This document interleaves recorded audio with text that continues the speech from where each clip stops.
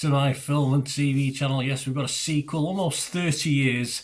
30 years since the last one, since the first one of these. Happy Gilmore 2 we're going to have a look at today. I feel old, guys. I am old, but when you watch things like this and realise how long ago they were, you feel very, very old. One of my kids was saying what a great film this was. We'll talk about it, whether I agree, but of course I would have watched it with the kids way back in time.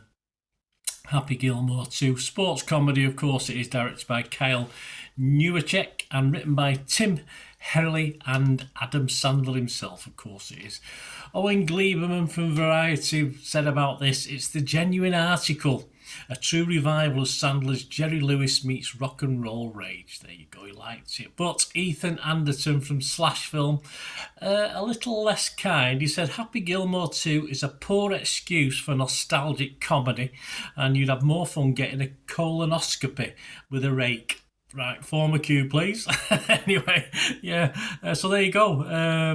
Which one's right, or is it somewhere in between? We'll have a talk about it. Maybe Happy Gilmore 2 isn't quite as bad as Ethan thinks and not quite as good as Owen's come up with, but we'll talk about it.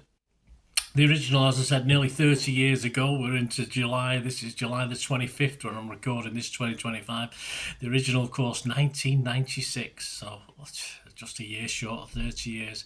We've got Sandler, of course, reprising. We've got Julie Bowen, Christopher McDonald, Ben Stiller, Dennis Dugan reprising all their roles. They all look well. They all look well for 30 years later. And, of course, you've got people like Benny Safdie and Bad Bunny joining the film as new cast members. Lots of cameos in this as well, guys. But I'll mention one rather than go through them all in a minute. This is on Netflix, so you subscribe to Netflix, which I do. It's nice to have something on that's at least watchable. I would put that in that rating. So it's on Netflix from July the 25th. So I'm recording this immediately on watching it, basically. Right, Happy Gilmore got 7 out of 10 on Internet Movie Database. That's the original, and it was well liked. I've heard somewhere that it was like a cult thing, but I mean, I don't think so. I think it was well liked anyway. There's a lot of people didn't, but of course, Adam Sandler could do little wrong in those days, could he? Almost 30 years ago in the 90s. He's had quite a few misfires since, certainly with his Happy Madison productions, etc. So surely this, so far in the future, is a safe bet, like for my kids and me as well to watch. Many old faces return, as you'd expect. And, of course, Gilmore fans will love this. So it's on a bit of a winner already, wasn't it, just doing that. But anyway, and as Owen Gleiberman noted, it doesn't feel like 30 years ago. It is as though it was made just within a couple of years, the original. Yeah, that's just how sort of typeset it is with the original film. There's nothing bells and whistles or 2020s about this. That could be a good thing or a bad thing. For me, probably good, though many others perhaps not. Nick Shager from the Daily Beast website said arguably the least inspired film in the actor's canon, if not all of movie history. A bit harsh from Nick. I think Nick didn't like this very much, does it? It is a safe revival. It's as simple as that, but really a bit extreme from Nick there. I think this is safety first. This is tried and tested. It's been done, was successful, have its fans, and they played safe, and there's nothing wrong with that as long as we're entertained. And what we do get is, yes, fun, if not particularly funny. I mean, the beating up of people and attacking, that obviously part of Adam Sandler's original idea doesn't really fit well with me. I don't find it funny. And obviously the four lads, his four sons, I don't particularly think they had anything when they're on the screen. but it is an easy watch. Perhaps a little bit long at nearly 2 hours. I think that was pushing the watchability just a little bit. Lots of cameos, as I said, of course, some more involved than others. Rory McIlroy is not top of my watch list either as a golfer or as a person. Thankfully, we don't get too much of him. Richard Rupert of Roger Ebert is probably correct in his judgment. He's from RogerEbert.com. He said, Happy Gilmore makes par through the strength of its sheer stupid energy and the game efforts of Sandler and his 50 or so co-stars. Yeah, that felt like 50. I don't know if it is or not. But the many faces at least add to the formulaic stuff. It's more Happy Gilmore, and I got okay stories. Well, a bit sad. I was a bit sad at the start when his wife was killed by accident. That made me a little bit sad, but that helped the film. And let's face it, this is all been made for Happy Gilmore fans, not particularly to attract new fans. I don't think. If anyone's not watched the original and watched this, you'd probably go back and watch the original. But I don't think there's any need, in fairness. Frank Scheck from Hollywood Reporter sums it up. He was obviously not a fan of the original. I think this is par for the course, really. He said, like the first film, the sequel, directed by Kyle Newerchek, proves moronic, witless and relentlessly vulgar, which is to say Happy Gilmore fans will love it. And I think Frank Scheck doesn't like it. I think he's hit the nail on the head there. If you like the original and like that style, you'll like it. As I said, that the sort of moronic fights and stuff don't appeal to me, but overall I found it fun and entertaining. No surprise that Frank Scheck scored it 30 out of 100. So, but I think don't there's any surprise with that, is there, guys?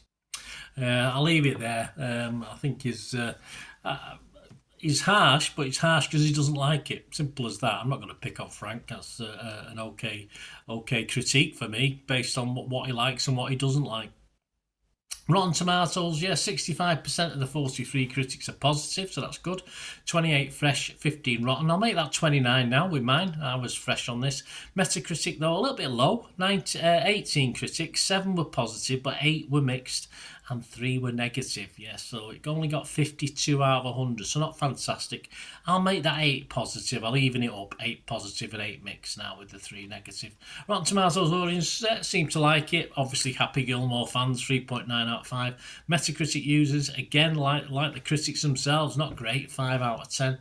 But it's an interesting score on Internet Movie Database. I think this might drop slightly over time, but it's already got 13,000 scores and reviews, and it's coming out with a 6.5 out of 10 rating, which I think is fine. I don't think you get anywhere near the 7 of the original, but it'll keep fans happy, and that's what it's all about. For me, it would have been a 6.5 if McIlroy wasn't in it, but he is, so I'll give it a 6.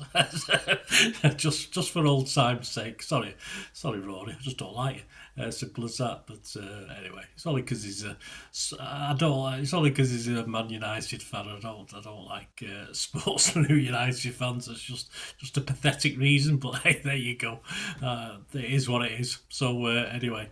And couldn't have had someone like, I don't know who else is Fleetwood. He could have had. I think he's a Liverpool fan, so it doesn't matter to me. That doesn't matter to me, or Blackburn fan. I'm not sure.